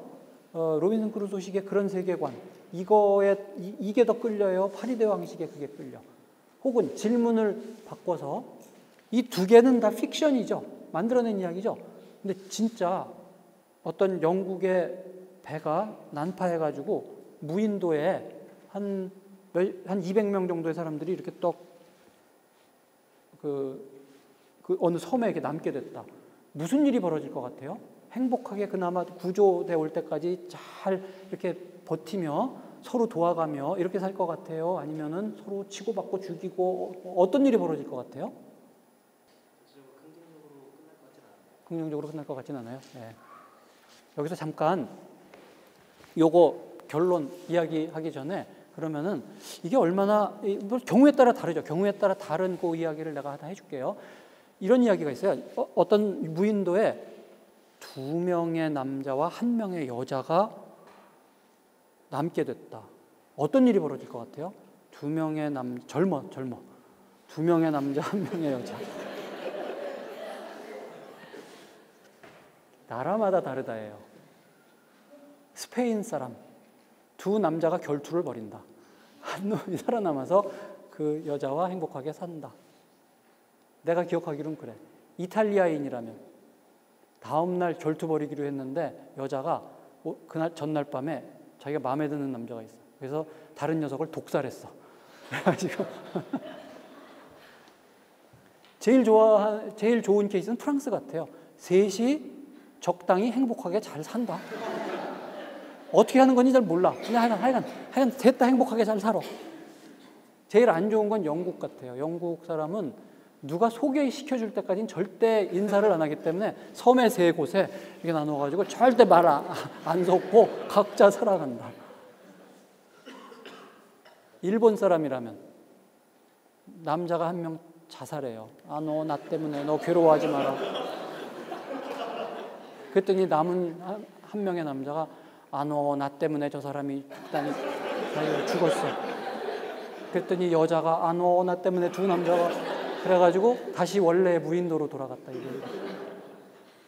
자, 그건 그냥 하는 얘기고 실제 그런 사건이 있었어요. 한 200 몇십 명이 나중에 바타비아의 무덤이라고 명명된 섬에 이렇게 얹혀진 거야. 난파에서. 물도 거의 없고 먹을 거라고는 뭐 배에서 끄집어낸 몇 개, 몇 통의 무슨 고기라든지 포도주 몇 통 이런 거 정도 있고, 그렇지 않으면은 물개 잡아먹고 굉장히 그런 상황이에요. 그게 이제 섬이고 그 옆에 몇 개의 또 섬들이 이렇게 있어. 간단하게 이야기를 하면은 권력 다툼이 일어나가지고 한 집단이 우선 젊은 남자들을 전부 이렇게 모아가지고 야, 저 섬에 한번 가봐. 속여서 물이 안 나는 섬에 보내가지고 다 이렇게 목말라서 죽게 만들고, 그 다음에 이쪽에 있는 그 사람들 중에 병자들 전부 칼로 찔러서 죽이고, 그리고는 저 권력을 잡은 세력들이 나중에는 단순히 그냥 식량을 아끼기 위해서 그런 게 아니라 오락으로 거의 사람을 죽이고 이런 상태로 벌어져 가요. 그런 사태가 벌어져요. 그래서 이 파리대 왕식의 거에 좀 가까운 일이 벌어졌어. 그걸 뭐 일반화할 수는 없겠죠. 맨날 저런 식으로 벌어진다고 할 수는 없지만, 역시나 우리 문명이라고 하는 것이 극한 상황에 이렇게 내몰렸을 때 반드시 건설적이고 이렇게 돌아가는 것 같지는 않아요. 요거는 한번 여러분들이, 우리나라에 번역돼 있어요. 뭐 미친 항해 제목을 그렇게 바꿨는데 굉장히 재미있는 다큐멘터리예요. 이거 한번 읽어보실만. 파리대 왕도 한번 보시고. 자, 오늘 그 이야기를 한번 정리를 해볼게요. 뭐 결론이라기보다는 그냥 오늘 한 이야기 잠깐 이렇게 몇 가지 더 토론해 볼 만한 그런 거를 좀 요점 정리를 해보도록 하겠습니다. 15, 16세기 이후에 유럽이 세계사를 지배했다고 할 정도로 전 세계로 이제 팽창해 나갔어. 왜 팽창해 나갔느냐? 어떤 마음, 심성이 있길래 그랬던 거냐? 그래서 우리는 이제 콜럼버스라는 앞에 이야기했던 예외적 정상, 이 사례를 본 거죠. 여러 요인 중에 한번 심성을 보고자 한 거예요. 과연 근대 초 유럽인들의 그 마음 속에는 무엇이 있길래 이 사람들이 이렇게 다이나믹하다 못해 잔혹하게 전 세계로 나가서 그런 일을 저질렀을까?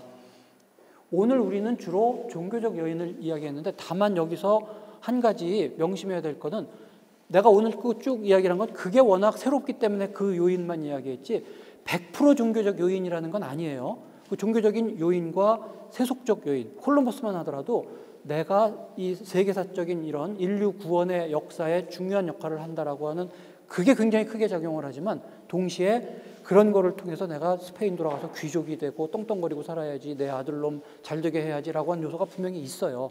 어떻게 보면 이 두 가지 정말 다른 지극히 종교적이면서 지극히 세속적인 요소가 함께 존재하고 그냥 따로 존재할 뿐만이 아니라 서로가 서로를 강화하는 그런 식으로 존재한다는 것이 굉장히 특이한 요소인지도 몰라요.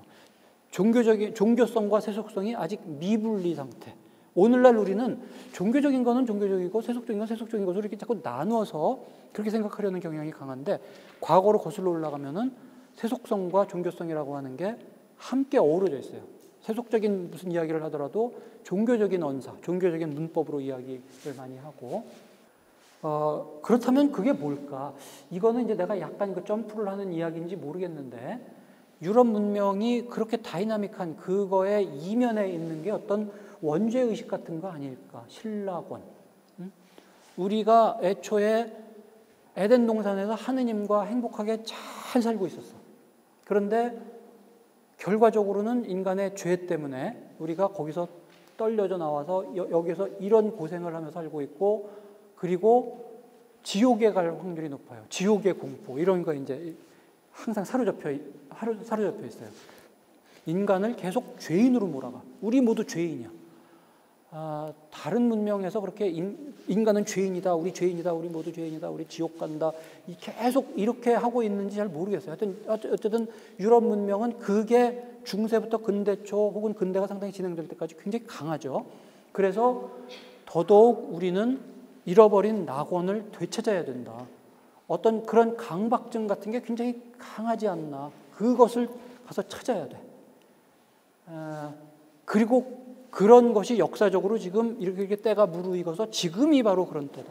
항상 지금이 바로 그때다라는 사고도 굉장히 강하죠.